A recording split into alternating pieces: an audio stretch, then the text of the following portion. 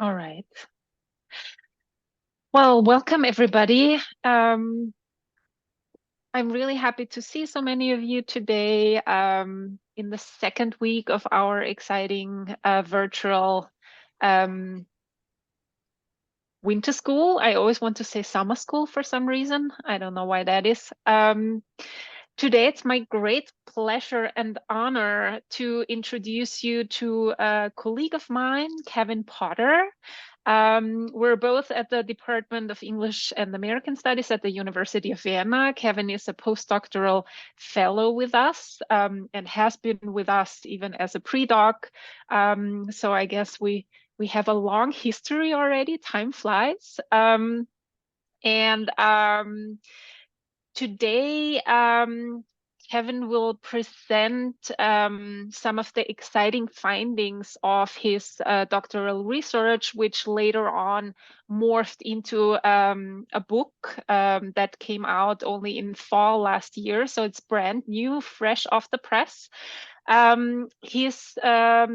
His thesis and book focus on migrant literature, poetics, and the philosophy of movement.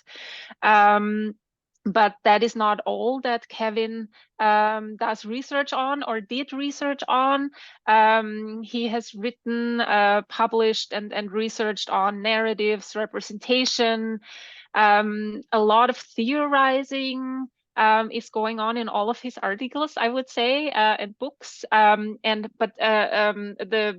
The poetics and literature is always at the heart of it, right?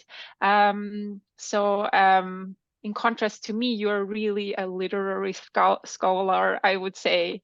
But you're also always interested in questions of power and subjectivity and ideology and critique, right? You are also really well versed and well published in post-colonial theory. And I just want to mention one of your articles on Arundhati Roy's The God of Small Things and Microfascism in the prestigious journal Deleuze and Guattari Studies. Your current project, as I read on our webpage, is focusing on anarchism in the 19th century in British literature, which is also really exciting, at least for me. And I can't wait to read more about it. I saw that you also published an article about Kropotkin or an encyclopedia entry, which is also really impressive for me.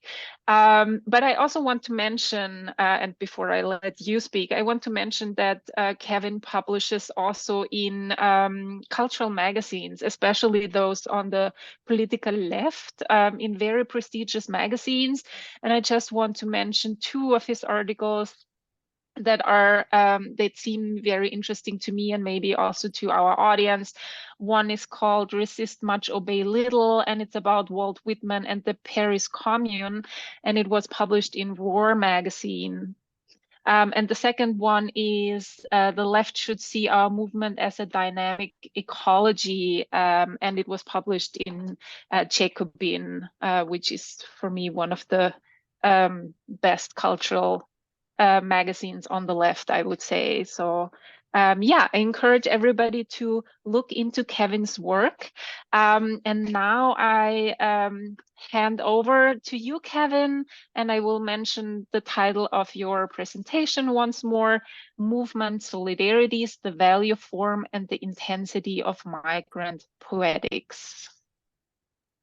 Great. Well, thank you so much for that really generous introduction. Forgive me, I'm going to do it's always with these online settings to share my screen, so you have to watch my face as I concentrate on that really quick. Okay, there we go.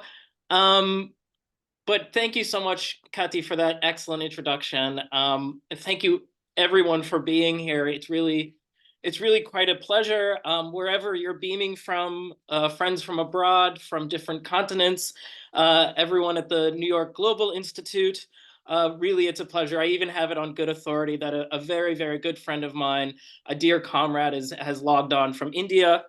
And of course, a special thank you to you, Kati, my dear colleague and comrade. You invited me to this lecture.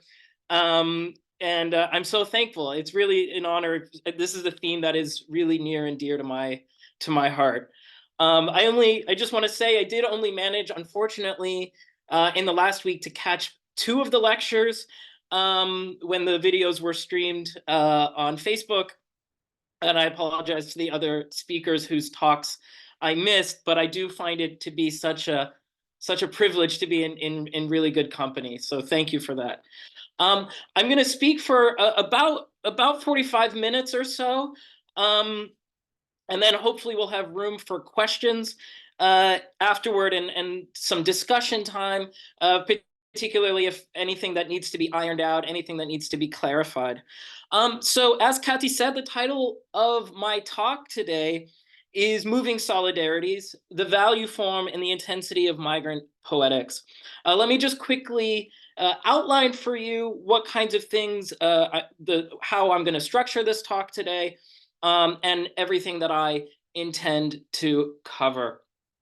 So I'll introduce the topic by discussing, as Kati mentioned, its background in the philosophy of movement. This is a field that I've been interacting with for several years now, in and out of, and have been attempting to sort of also enter my own way into as a non-philosopher entering into a field of philosophy. I'm hoping they will accept me as a literary studies interloper.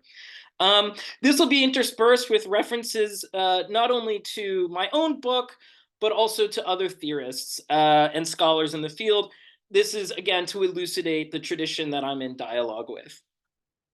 I'll then talk about two very important concepts that I rely upon in this lecture. One being kenopoetics, an idea I build from the concept of kenopolitics, or the politics of motion, and the other being the value form, as it's discussed in the Marxist tradition. Following from this, I'll discuss how both concepts relate variously to solidarity and how they can be re-examined and reconstituted to build, expand, generate, and secure solidarity through affective social bonds and connections. And they do so through what I will describe later on in this lecture as intensive movements.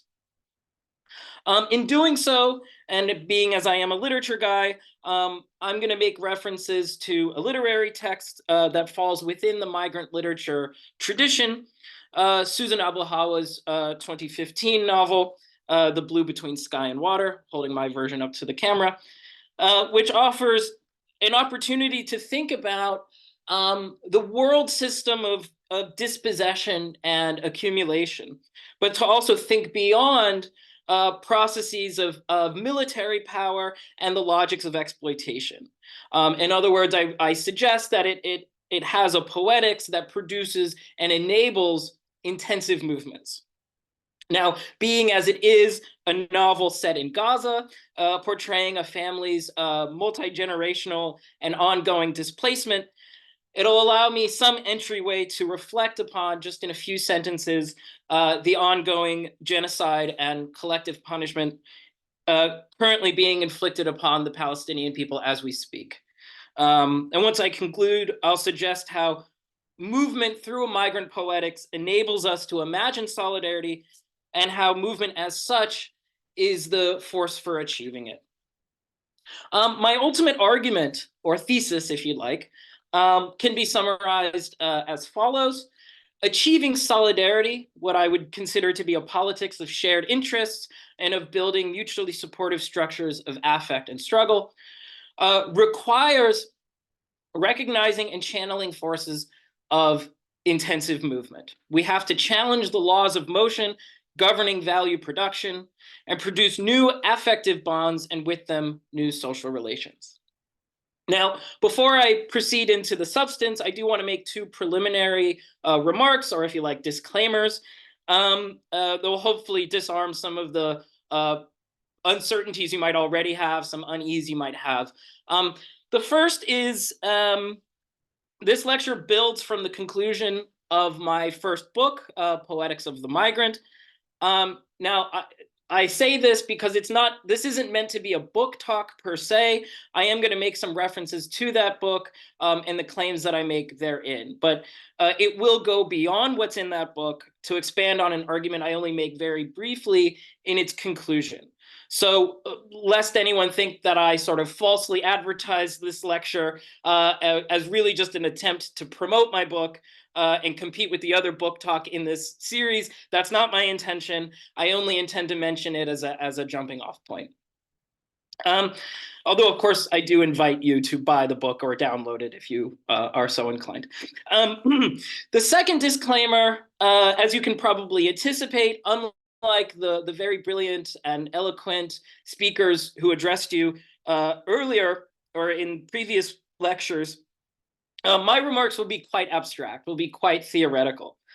This can be frustrating to some of you, unconvincing to others, but I will try to elucidate why these heady theoretical concepts have non-trivial political consequences, that the stakes of our present predicament and the argument that I'm trying to advance they require experimenting with language and recognizing the complex dynamics of social power. So with these two disclaimers, I ask for your forgiveness and for your patience. And on the other hand, as I said, I'm more than happy to clarify any confusions at the end, or even later on, if someone sends me an email, I'm happy to explain anything at that point. So let me begin with some background, specifically in the philosophy of movement.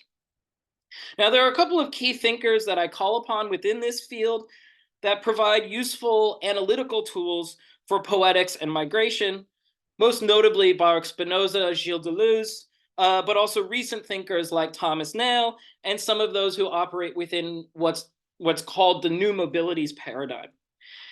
Now, what attracts me to this field are indeed the possibilities one discovers when one recognizes the constitutive role that movement and motion play in social and political formation.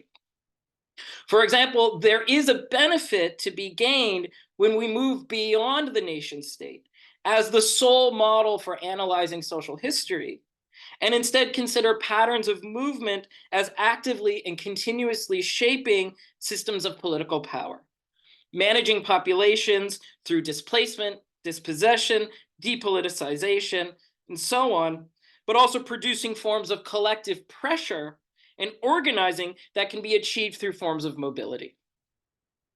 Similarly, we can better equip our understanding of political subjectivity with Spinoza and Deleuze, who teach us that our, quote, relations of speeds and slownesses are what constitute us at an individual and collective level.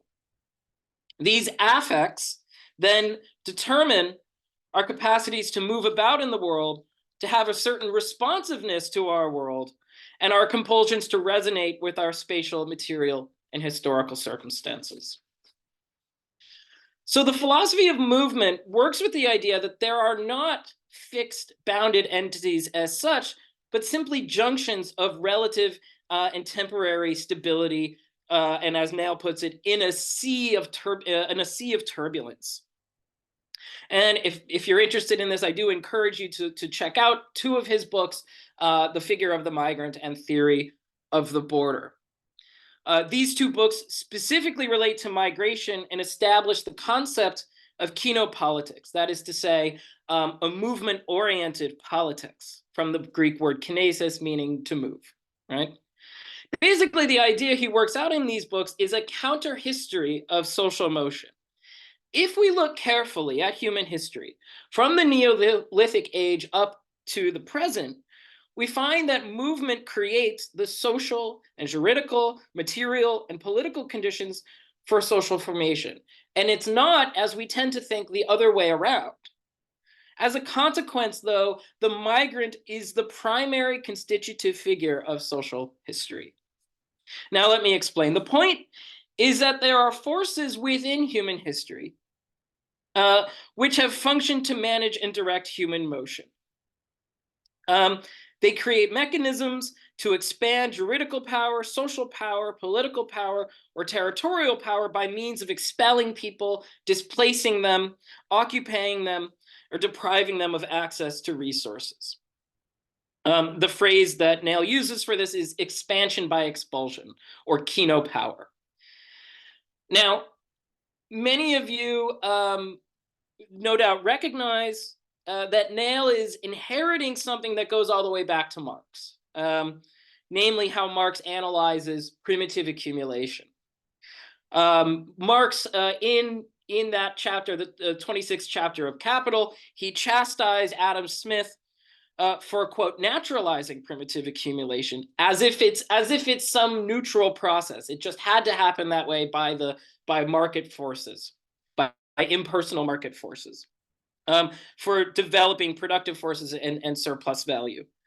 But Marx insists that it's actually a form of expropriation that is necessarily violent. That's why the title of that chapter in Capital is called On the So-Called Primitive Accumulation.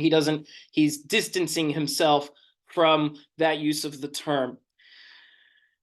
But kino power, or expansion by expulsion, modifies this concept.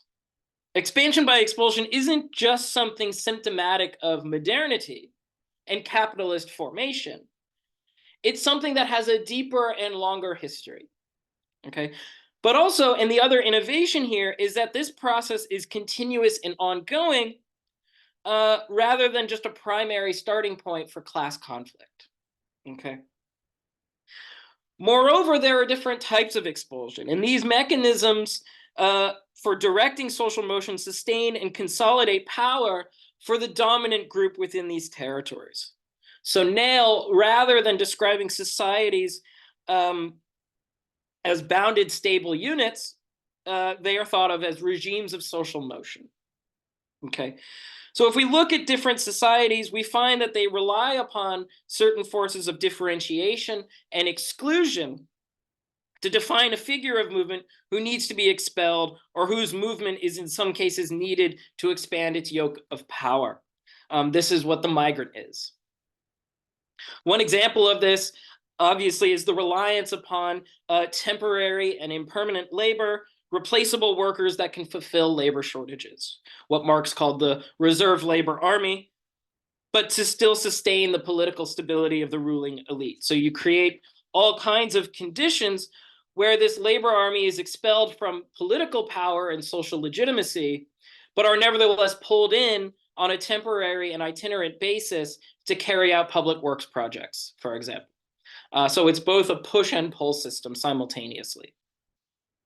Now, why does this matter? Well, this means that human migration is a dominant social force in society, and as a result of this, the migrant is more of an active and indeed ontologically affirmative political figure than we had previously assumed.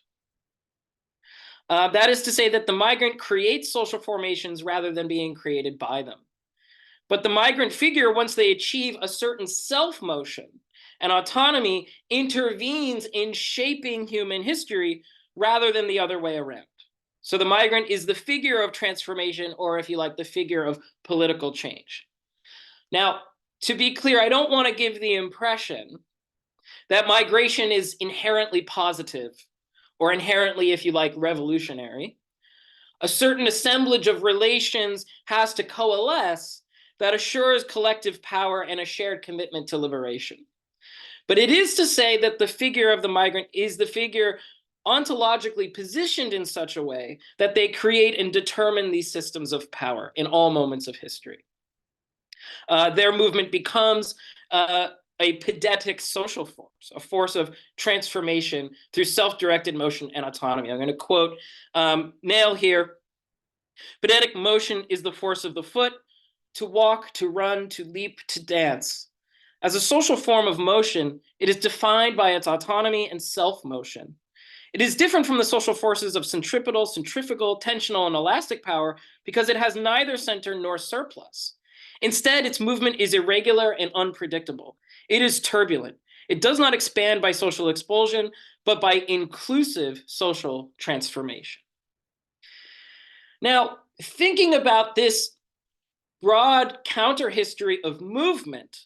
And as I said, instead of thinking about the nation state central to this history, it actually poses a deep challenge to the metaphysics of sedentarism, and by extension, the centrality of sovereignty and citizenship, as if we are to restrict ourselves to these categories for achieving rights and justice.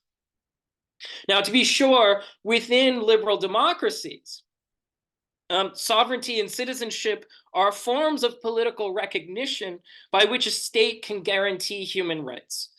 But there's no reason why we need any longer in our critical sort of discourse that we need to abide by or conform to this paradigm. It only satisfies a very limited bourgeois conception of civil liberty, and this system of power is unable to accommodate the flows of movement and motion that are illegible to state power. Now, I use the word illegible deliberately here as a reference to James C. Scott's classic book, Seeing Like a State. In that book, for those of you who've read it, you know that he demonstrates how state power relies upon a ready-made index of citizens that it can recognize and represent on its own invented terms, quantifiable registries and categories that make citizens and the body politic representable as coherent entities. And he suggests that this functions to make us legible to the state. But again, to return to my argument, I'm thinking about a different system of knowledge entirely, wherein those aspects that are deemed illegible to the state are nevertheless thinkable. Okay. Now, this concludes my section on the philosophy and politics of movement.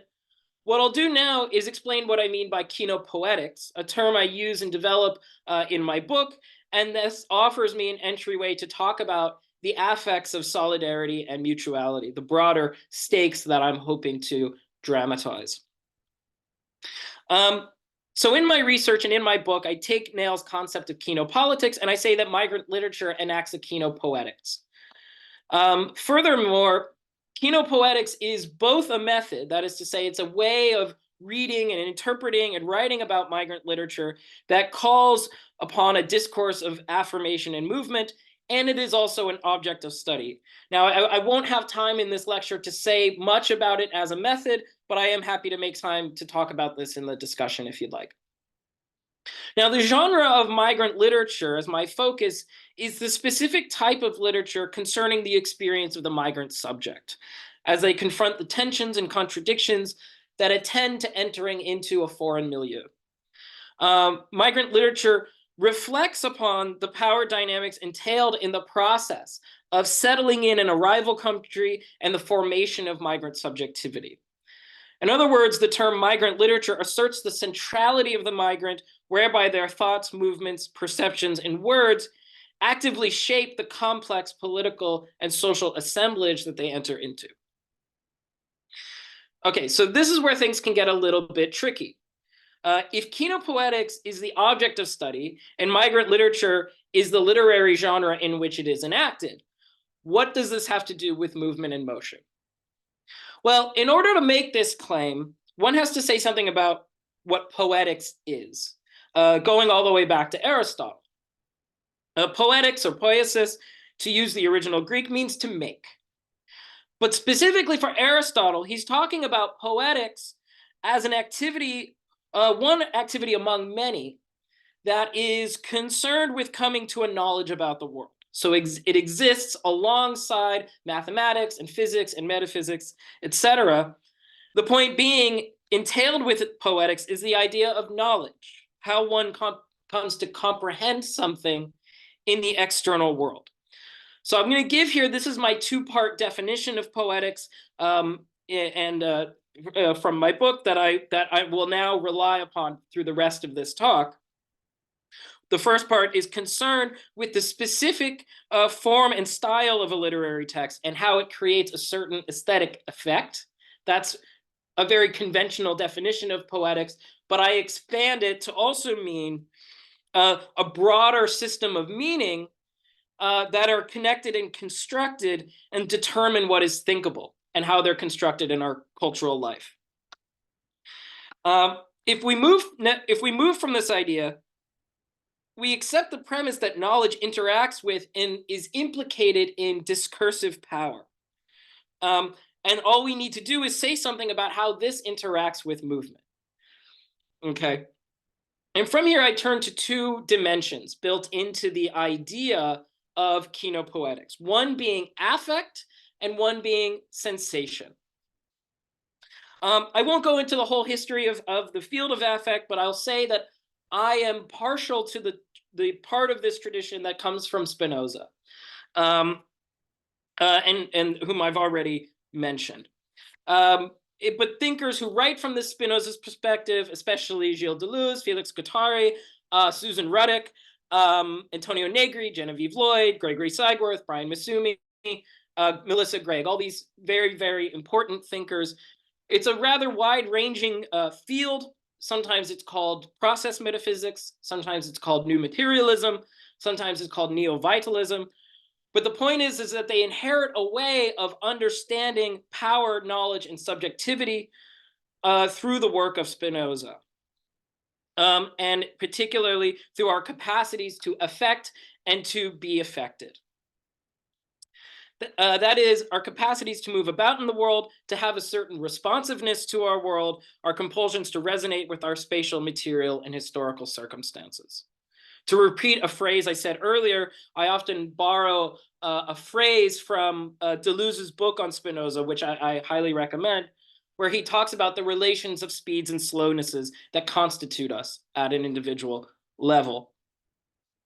It's in some sense how we come to understand ourselves as political beings. It's a phenomenology of power. We understand ourselves as subjects based on our relational power. And there are institutions or forces or borders that we pass through that either activate or restrict our capacity to act, to affect, and be affected by our material circumstances.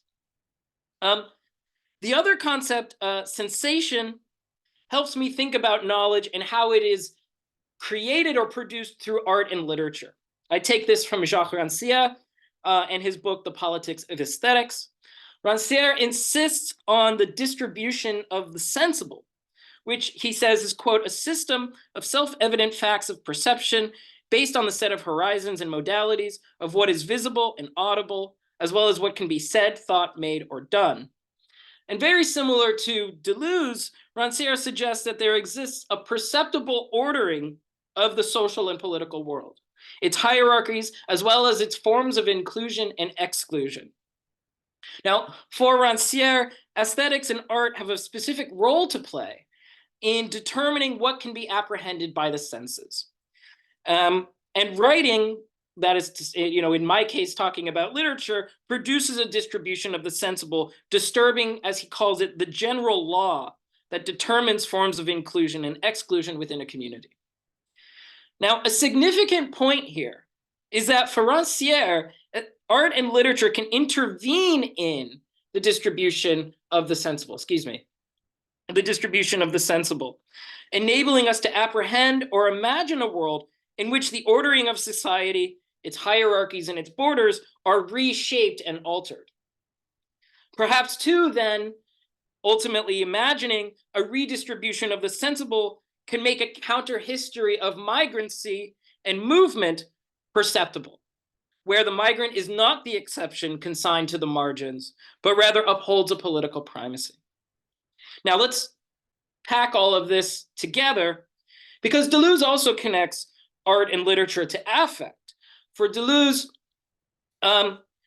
affects not only shape the phenomenology of our material world, art and literature, through art and literature, they also intervene and break open dominant opinions, unleashing new possibilities and ways of relating to our circumstances.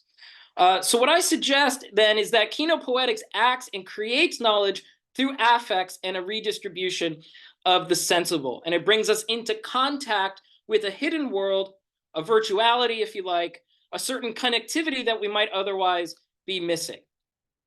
And to put this another way, this is also what I think of as a corrective to a rather, in my mind, a rather tired cliche about literature. That is to say, it's not just representing. It's not just creating countervailing discourses, right? Migrant literature doesn't just represent, it doesn't just portray migrants. Migrant literature acts, right? It creates, it intervenes, it animates, and it does so through what I call intensive movement. So it's important to keep in mind that what makes affect such a useful concept is that it connects knowledge and meaning with movement. And the type of movement is an intensive movement. Affects are intensive movements that give us the capacity to have adequate ideas about ourselves and the world, to know, to use Spinoza's famous phrase, to know what a body can do. Now, this might seem already too abstract, but it's actually something very familiar to all of us.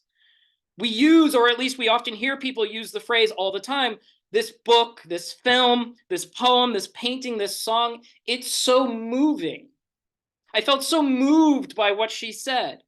I felt so drawn to this character, so on and so on. What we're describing when we say that, we're describing a compulsion. It's that sense of intensity deep within ourselves, where experiencing something with so much power takes us to a new relation to ourselves and to our world. We learn about the stakes of something.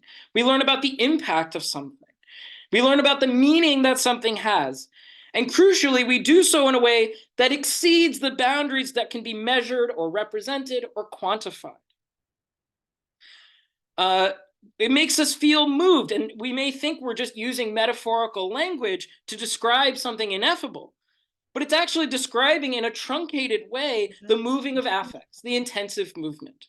And at its best, that's what art creates. I'm going to quote here, this is from Ian Buchanan, a book, a really fantastic book of his from a few years ago, quote, "Intensities are the agitations of the mind and body, for want of a better way of putting it, that move us in an emotional, spiritual, or libidinal sense that we cannot name.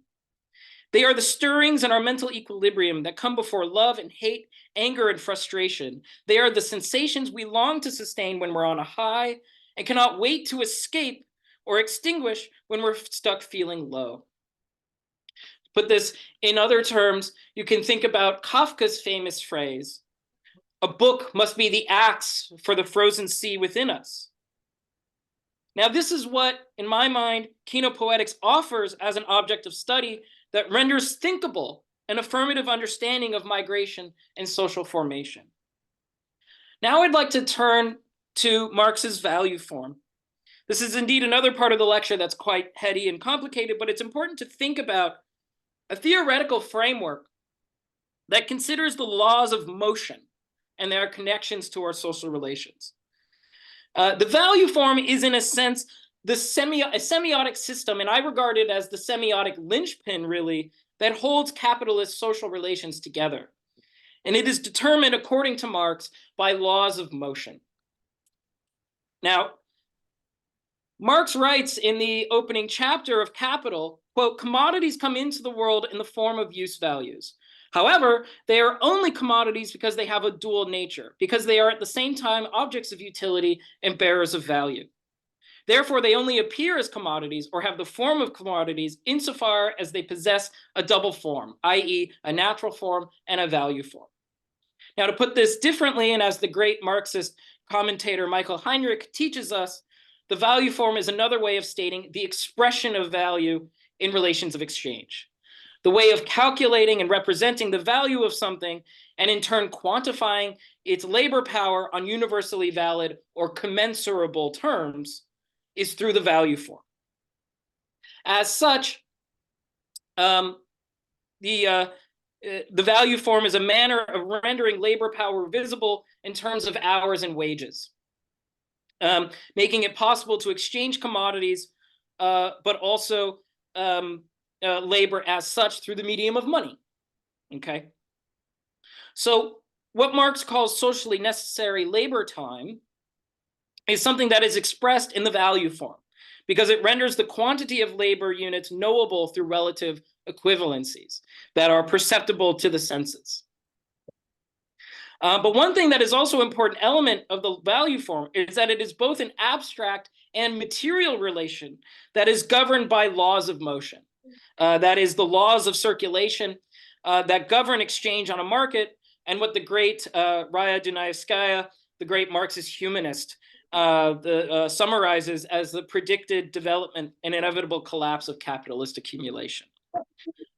Now, Marx writes, quote, "The value of a commodity, the linen, for example, is now expressed in terms of innumerable other members of the world of commodities. Every other physical commodity now becomes a mirror of the linen's value. It is thus that this value first shows itself as being, in reality, a congealed quantity of undifferentiated human labor. As a commodity, it is a citizen of the world." Now, specifically for our purposes, it's important to think about the value form as something that represents a social relation. It takes the material content of labor and abstracts it into something exchangeable. As a result, the system, it governs one's subjectivity in conditions of labor, but also in the broader system of value production. Our recognition as laboring and value producing subjects then is dictated by our compliance to capitalist laws of motion. The value form is the expression of objectified or reified social relations. And if you want a really good response or analysis of this, Luce Irigary's The Sex Which Is Not One, particularly the last chapter of it, talks about the value form where one realizes the psychic impact of abstracting and commodifying the woman as, quote, products of men's labor. But if I take the last passage I cited from Marx, we can reverse it to its logical corollary. Within political economy, someone or something becomes a citizen of the world insofar as their value can be expressed in, quote, congealed quantity of undifferentiated human labor, that is to say, labor time. As such, then a citizen is given full rights to move and participate globally if, and only if, they adhere to a form that can be properly bought, sold, and exchanged. As I've already indicated, there are severe problems with limiting our scope of political representation to concepts of citizenship. But I hope I shouldn't have to explain to anyone listening that we as people are more than the quantitative values we produce as laboring subjects. Without conforming to this regime of quantification, calculation, and value production, one's activities or subjectivity are rendered invisible, or at the very least incomprehensible, within capitalism. Now, significantly, the value form is where everything from social relations to ideology hang together within political economy, which is why I consider it to be a semiotic system, and I'm not the first by any means to say that. As long as value can only be expressed numerically, that is to say, in terms of hours and wages, and the capitalist laws of motion are governed by the production of surplus value, we run into problems trying to conceive of subjectivities and social relations that go beyond the value. We have a problem, in other words, of making solidarity knowable on terms that exceed the logic of accumulation and extraction. Many of you know, of course, that Marx then thinks of this in terms of values mystifying form. It's fetishism. But it's because of the dictates of this system that solidarity and the effective relations, connections, and bonds we make with and through one another are so often obscured and out of reach. The alienation we experience within capitalism is precisely the abstraction of ourselves from human connection and our desires, and where we exist merely as producers of labor power. So then, where do we find community in the value form? Where do we locate solidarity if, as Deleuze says, it's the march of souls in the open air? It's again an intensity that can't, and I would say shouldn't, be quantified. But one thing then I argue is that Poetics and its textual source in migrant literature offer an alternative semiotic system. By virtue of their epistemic and affective qualities, migrant literature and its attending keynote poetics have the capacity to tie intensive relations together, allowing the connection to be more than merely a one-to-one, unmediated communication between book and reader. Affect is the mediating force of relationality and intensity that reaches between two bodies, making them resonate together. With these affects, therefore, the migrant subject and the reader add up to more than the sum of their parts. This combination develops a configuration of solidarity, a way of generating the necessary connections for building mass political struggle and liberation. Similarly, such solidarity establishes open-ended systems of belonging and affiliation, one based on continuous, unchanging processes of movement, togetherness, affirmation, creativity, and invention. Significantly, because of the migrant text's affective qualities, our experience while reading it follows a different logic from its commodified form as a traded and sold book, namely one in which the virtualities of intensive relations are made thinkable and knowable. To bring this into focus, I'd like to briefly call upon Susan Abuhawa's book, The Blue Between Sky and Water, to better illustrate how this text enacts a keynote poetics, a semiotic system of connection and solidarity that adheres to an affirmative logic of movement and transformative social power.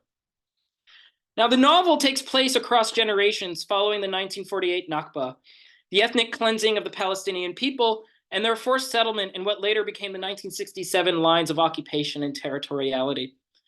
In this case, the Baraka family leaves their village of Beit Daras to settle in Gaza, and a 60-year-long battle against occupation and military rule comes to life. Now, a distinguishing feature of this novel is its reliance upon magic realism as a narrative form. The text couples the real, harsh realities of life in Gaza with the existence of spirits, jinns, phantasmal colors as necessary features of life amid constant violence, instability, psychic torment, and ecocide. For example, the narrative voice of Khaled intersperses the novel's chapters first as merely a spiritual voice, but who then manifests in physical form as the youngest boy in the family, a boy who is then paralyzed and rendered speechless after an airstrike upon the Gaza Strip. As a well-known subgenre within migrant literature, magic realism offers discursive and formal techniques that enact a specific type of kenopoetics. And in my book, I refer to this as a destructive kenopoetics, and that it destroys the parameters of time and space, rendering possible conditions for building different affective and social bonds. The nomadic life worlds of magic realism, which modify reality with magic, change the relational and epistemic conditions by which the social assemblage becomes knowable. In other words, the reality becomes the migrant's reality, and in turn, the boundaries of history and identity are destroyed by the nomadic experimentation with time and space. In the case of Abuhawa's novel, the presence of the color blue as something outside of time and space, but nevertheless permeating their milieu, and the living manifestation of Khaled allowed Nazmiya, the family's matriarch, to achieve a connection both with her long deceased sister, but also with her children and grandchildren, and the broader struggle with Palestinian memory and liberation. It produces, in other words, the capacity to transcend the brutalities of occupation, settler colonialism, and military rule, to instead achieve connection to history and to the dead. Crucially, there's an epistemic quality to the narrative form. That is, it makes a certain intensity and effective relation knowable. As such, the displaced, moving, migrant figures, in this case, the several such figures throughout the text, push and deterritorialize systems of dispossession. And it's their perspective that makes, quote, the unseeable fill every crevice of life. What this means is that the book produces intensities that are otherwise obscured by the value form and the world system that generates its movement throughout the globe. Instead, the poetics of magic realism are such that we are drawn into intensive relation with alternative forms of knowing and being, those that go beyond the perceived laws of time, mortality, space, nation, territory, and power. To quote one passage from the text, following an airstrike that left Khaled paralyzed, quote, after the dead were buried and all the tears had fallen, time thinned out to a liquid that rushed over Gaza like a stream over rocks, smoothing the jagged corners and coating them with a new moss of life. The legion of able bodies clearing rubble, building, recycling, cooking, and gathering was an industry that reconstituted community. This new moss of life mentioned in this passage is precisely one in which the perils of war are written over with a new earth, a new social relation of community and resistance. Now, the international responses to the horrors in Gaza right now are crucially divided among those who feel a deep human connection with suffering and pain and violence, and those who systematically and cynically disregard the humanity of the Palestinian people. But this also dovetails with the existential limitations of a liberal social order where human rights is based on state power and citizenship. For those outside of its purview, a constantly besieged, imprisoned people, rights aren't even an option. To quote Deleuze one last time, why would the Palestinians be valid negotiators when they do not have a country? Why should they have a country when theirs has been taken? They haven't been given any other choice than to surrender unconditionally. They have been offered only death. There's much more to say about the need to imagine worlds and ideas beyond the constraints of bourgeois liberalism, but now I'd like to conclude. The reason I was eager to give this lecture is because of something I've long felt and wished to impart upon my students. And if you're attending this lecture as one of my former students, you've no doubt heard me say this before, that nothing is more gratifying in the world than finding yourself among comrades, those whose values and concerns align with yours in such a way that you can trust them, that you can be sure they provide you with strength and energy, and whom you'd be happy to join in struggle and in solidarity. That sense of collective joy is better than any of the material comforts that come with conforming to orthodoxy or relenting to the expectations of bourgeois society. The sense of interconnectedness that one can achieve through the imagination is a place to start, but what you do with that sense is where it counts. I recommend letting it radicalize you, let it animate you into bolstering your commitment to your fellow humans. Literature and art, at its healthiest and at its most exciting, nurtures in some ways that imaginative capacity. Its movement is intensive and intense, enabling us to achieve collective power and to know but also build a shared struggle, aspects which are necessary in achieving solidarity. Solidarity, such as it is generated through affects, expands and strengthens through the creation of joy, creativity, and affirmation, active intensities that can transform the regimes of dispossession. The rest is up to all of you to decide whose side you're on and what you're going to do about it. Thank you very much for your time and for your attention.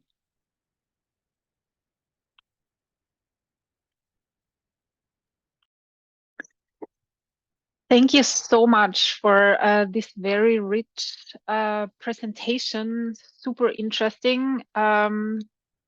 We have already one question in the chat. I don't know if Nilanyan wants to say the question themselves, or should I read it out?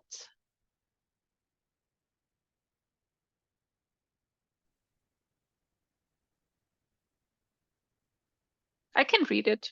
I can read it as well. If you want, I can repeat the question for everyone. Sure.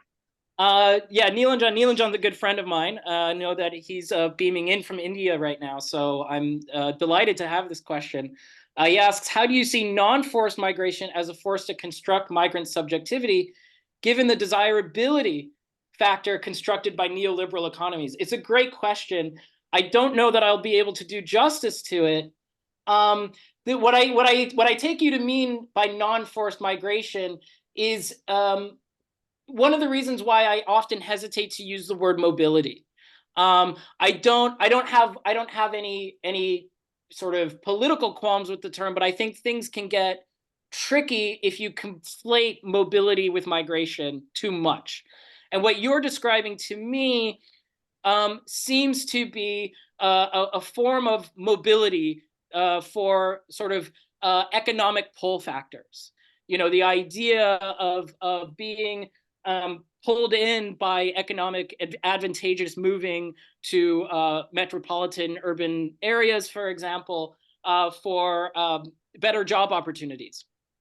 As a way of constructing migrant subjectivity, that is a different type of figure to wonder about perhaps exists within a contradictory relationship, both in its class dimensions and in its migration dimensions. You might think about the fact of a sort of professional class that is positioned positioned ideologically in the service of the neoliberal economy that you describe in your question, and yet are also subjected in still some ways where they have to negotiate, for example, citizenship schemes and visa schemes. I can speak for myself even, I'm relatively mobile, affluent immigrant in Austria. Constructing subjectivity on those terms tends to lend itself to a desire to seem more worldly and more cosmopolitan on those terms. But it also tends to be a desire to both assimilate to society, and sometimes a desire to differ. You find yourself in a lot of contradictory relationships, not wanting to identify too much with the affluent mobile subject, but at the same time still being governed by these various forces. So I would say to construct, what it exists as a form to construct subjectivity is very internally contradictory.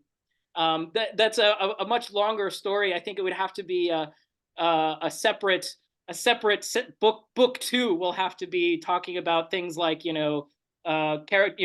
the traveling businessman and the tourist and different moving configurations that lend themselves to this, and that includes the person who moves abroad for as an economic pull.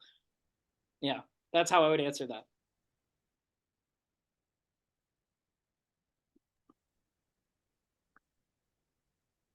Yeah, my pleasure. Do you have any other questions right now? I have a couple of questions. I could start with my questions, and then we see. Please raise your hand if you have questions. I will allow you to think a little bit more while I ask mine. So my first question would draw a little bit on the first question that you just discussed.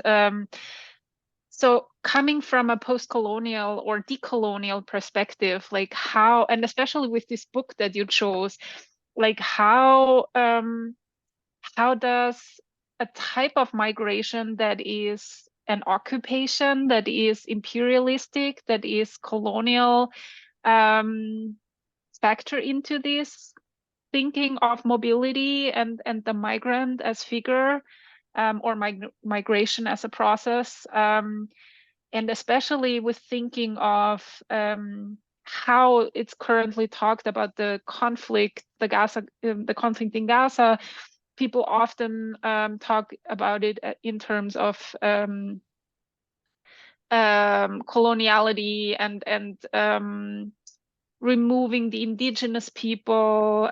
So people often talk about, the native, the indigenous, and how does that correspond with your thinking of the migrant? And yeah, maybe you could say a little bit more about the book. I don't know the book, but I was surprised that it's your example for migrant literature, because in my thinking it wouldn't like fit nicely into this category. So, oh my God, this was like 5 questions. Pick whatever you want. Yeah, I mean, so I can start by saying, it fits. I didn't go into detail, but it does sort of convey what we might describe as an internal displacement. First of all, it takes place in a village that right now, and at the time of the novel is set, exists outside of the recognized borders of Gaza, and the family is sort of forced to move several kilometers away from where most of the family was living at first. So they're migrants in that sense. They're refugees, really. And refugee subjectivity within migration is based on what we would call sort of centripetal forces, the forces that push you outward, right? At the same time, though, there are multiple forces that come into contact. And to answer your question about how does the coloniality of it emerge, first it's a displacement, and it's a clearing of space. So it has multiple dimensions of movement, both how the state moves and how the state military power moves, and at the same time how people are then imprisoned and locked into a prison-like state. Now, I mean, the novel takes place up to and during the blockade imposed in 2007, but even prior to that, in which it was in which the area was occupied, became an occupied territory after 1967. And so characters having to negotiate, for example, one character having to cross the Rafah border, which we're seeing now, the severe constraints of someone's inability and immobility across the Rafah border. I am sympathetic to the idea, to scholars who describe Israel Palestine as a settler colonial regime. I mean, the historic parallels between Canada, the United States, South Africa are clear to me. And even thinking about I hate to keep relying on him as if he's as if it's gospel, but Deleuze does have an essay on this called "The Indians of Palestine." He's referring to Native Americans. You have to forgive him. This was the 1970s, but he's describing the condition of the clearing out of spaces wherein people lived, and then they no longer had a home. So deprived of a home, and then internally displaced, and then at the same time within Gaza, being deprived of resources and being deprived of different access to public works is also a different form of migration, because now you're stuck without communication. Now you're stuck having to travel to get water. Now you're having to travel to get access to medicine. You have to leave, and get a permit to leave to go to a hospital, right? So what is multiple and a multitude of movements that are not just a one-to-one. It's also why I'm not sure if this interests anybody, but it's one reason why I don't use the word diaspora, because I'm not interested in thinking about it just as a settlement in one place, but multiple forms of movement. And it's not just an enclave of a shared trajectory, but it's multiple movements continuously happening. I don't know if that quite answers your question, Kati, but I think it answered part of it. I mean, thank you. It answered absolutely why you chose this novel, and where you see the migrant figure that moves and at the same time like mobilizes this solidarity as movements. I found this conceptualization of solidarity really interesting. But my question about the colonizer was rather like how, like, what makes a migrant somebody who in a positive way mobilizes solidarity, and what makes a migrant, I mean, the colonizer is in effect also a migrant, right? So right. that was my question, and I think that's where I don't quite I mean, of course we can judge, but is there anything, like, how would you conceptualize that? Okay. So, well, let me, if I could go back, because I think there are still two parts to your question, and the first one about how do you conceptualize the positive, like I put positive in quotes, but the notion of an achieving a collective resistance and a collective pressure, that always comes through with a kind of once again a kind of a recognition in shared struggle. So it still does require, in some sense, organizing. It's not something that is a kind of it doesn't follow immediately from migration, let's say. So there has to be a convergence or an assemblage of forces that recognize conditions of the need for a liberation. But that too then tries to channel movement in the opposite way.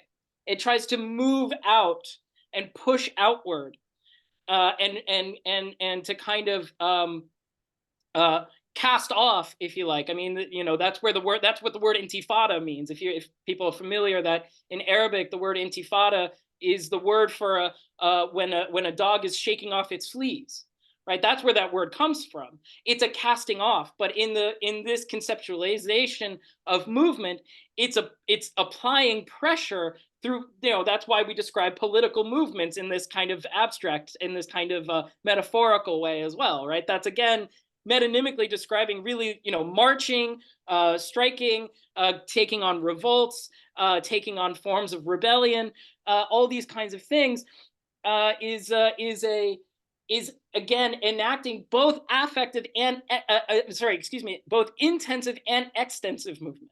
So intensive being the affective part, which I, you know, went over, but also the extensive, quite literally moving, quite literally, you know, the Great March of Return, people literally walking up to the Gaza border wall with their keys in hand saying, we have the right of return. So that's a physical extensive movement through a shared struggle. So that's how I would answer the first one. As far as the colonizer being a type of movement or migration, I completely agree. The question is dependent upon in what service it acts, right? I mean, that's a banality, I would suppose, in the interest of a state for the consolidation of a dominant group versus the sort of migration for mass political liberation. But there is one form of movement that is an invasion of militarized, state-backed imperial forces. The question is how do you match and confront movement with counter movement? Thank you. Yeah, more questions. There's a comment in the chat. Do you want to read it maybe? Yeah, I'll read it out. It's just a comment, and it says from Nilanjan, talking about the settler colonial dynamics, I'm influenced by the term terraforming that Amitav Ghosh uses in his book The Nutmeg's Kirk, in which coloniality produces forces to erase native topography, culture, and language, to put in the colonizers assemblages of culture through sheer force, both political and ideological. I completely agree. I've not read this book by Ghosh, but I've read other books by Amitav Ghosh. A tremendous writer, and I completely agree with that. I think it has and the form, the term terraforming, I like for its kind of ecological reference, you know, as a kind of building a layer, a topsoil over the top, which is what I like. I think that's completely right. I have no objections to that way of explaining settler colonial dynamics. Yeah, thank you for that comment. Yeah, completely agree. Amitav Ghosh, absolutely excellent writer. Recent writings on climate change are absolutely invaluable, I would say. Mm-hmm. Yeah, Polly has a question. Please, Polly. So this is rather unformulated. I haven't really had time to formulate this, so just, you know, help me through this. I am thinking about, first of all, about the term exile, voluntary exile, or forced exile, and how those would coincide with or be differentiated from your use of the migrant. Yes. That's one thing. And then another thing is that I'm wondering about so migration implies that it's a movement forward or out. But what about the empty space that gets left behind in the wake of this migration? And is there another kind of solidarity that can arise or be inspired in that, like, lacuna of the space that's left behind on the other side of the border, say? Yeah. I'll answer. So the first one, in relation to forced exile and voluntary exile, I mean, I use I should have said this during the lecture. I apologize if this wasn't clear, but I use the migrant as a kind of broader term, and within which there are different types of migration. So migrant is the nomad, is the exile, is the refugee, is the escaped slave, is the even in Thomas Nail's book, he describes the proletariat as a type of migrant. So certainly forced exile and voluntary migration fits within the category of migrant. It just depends upon what are the push factors, what are the desires, what are the connections one has to one's movement, and what are significantly also what is the direction of movement, right? And what is the path and trajectory one takes. All comply with and conform to migrant, and it's important therefore that even though migrant is the bigger term, we don't collapse these distinctions. Indeed, if someone, if I'm thinking, it's kind of related to Neil and John's earlier question, there is the certain notion of a mobility, a mobile professional migrant who can go somewhere and is particularly mobile. But then you can think about that at the same time as that is happening, someone less mobile has to go by irregular migration avenues in order to settle in the same place.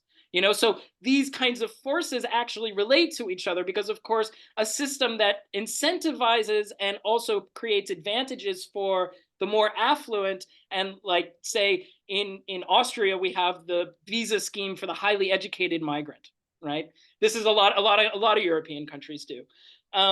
That creates this whole dynamic of social capital at the expense of those who sort of, I'm not advocating, a means-tested migration either. I mean, I think all of these have severe limitations and consequences. At the end of the day, I don't think we should means-test migration at all, but that's my own utopia. And then to answer the next question, I hadn't quite thought of it that way about, the space that's left behind and how does this foster a sort of solidarity. I'd have to think more carefully how to answer this, but one thing that my instinct is to say, to regard this as a regime of a shared memory, a cultural memory that needs to be filled. And indeed, especially as it often gets, to use Gauche's term, the kind of terraforming, because of course it then gets buried underneath, the settlements, or in cases like, when neighborhoods get gentrified, then it's built over with all of these high rises. So there's a memory there that is buried underneath, and that's more or less where I'm inclined to go with that. But I'd have to think about that more. That's a really good question. Thank you. And I have one other question, if I can. Kati, is it okay if I go on a little bit? I'm asking your permission for something. So it's a different kind of question. A number of us here listening to your talk are in a working group called Writing Against Borders. So everything that you've said is relevant to what we're doing. But people often, they ask, well, what do you mean writing against borders? I mean, ain't gonna happen. You're not gonna do it. It's chaotic in the extreme. But you said something so wonderful, and I really want to use this when people ask us, what are we doing and why? And here I'm quoting you: art and literature intervene and break open dominant opinions, unleashing new possibilities and ways of relating to one's circumstances. Yes. It's just perfect. Oh, so with your permission, I'm going to spread that around and say, Kevin said this. And yeah, it'd be my honor, of course. Thank you.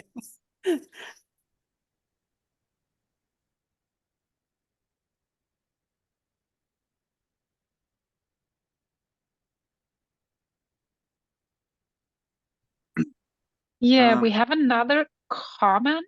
Sorry. Yeah, I just sorry. A question. It's okay. I come from a linguistics background, so I'm not familiar with the whole thing about the migration literature. But I just have a question. There has been a term circulating about Gaza, which is the voluntary migration. and even some Israeli leaders went further and said it's the only humanitarian solution in Gaza. And I have been thinking that amongst all this destruction and ecocide, and even the people of Gaza have not been asked whether they want to migrate or not. Do you think the term voluntary migration is just a sugarcoating for ethnic cleansing? Or because I'm from Palestine, and whenever I hear this is just extremely shocking for me. I completely agree with you. I absolutely I don't like to use this cliche, but it's a completely Orwellian term to describe voluntary migration under conditions that are unlivable. Unlivable conditions, and insofar as one volunteers to leave to go to seek out safety when your conditions are unlivable, I would certainly hope nobody listening would describe that as voluntary. So I completely agree with you. This is simply to provide cover for what we all know to be the historic forces of ethnic cleansing. The famous poem that we all know, if you've ever heard the poem by Warsan Shire, "No one leaves home unless home is the mouth of a shark." That I can't find a more fitting metaphor to describe this very circumstance, and I thank you for bringing that to my attention. I'd forgotten about this. I should have mentioned that in my talk, because I remember the first time hearing this a few weeks ago and feeling utterly horrified that anyone could let the words voluntary migration pass their lips to describe something so horrific. Thank you.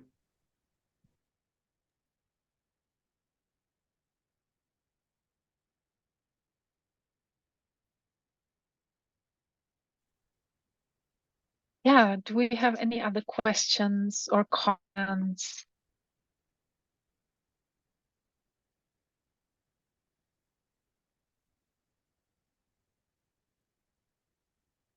Nothing so far.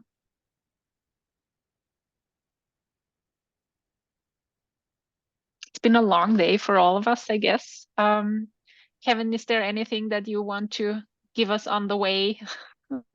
I don't. I'm just, once again, I'm so thankful for everyone's engagement. And again, if you have any other questions, or if you want advice on how to procure a copy of my book, I'd be happy to offer that as well.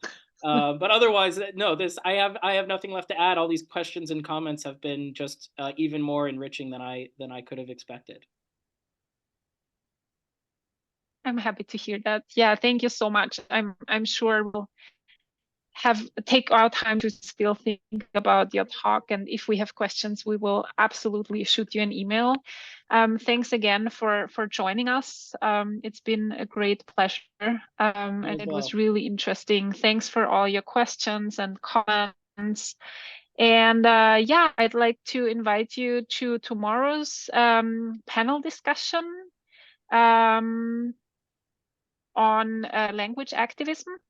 I would be happy to see you there. And yeah, have a good evening or day wherever you are. Take care, everybody. Bye-bye. Bye.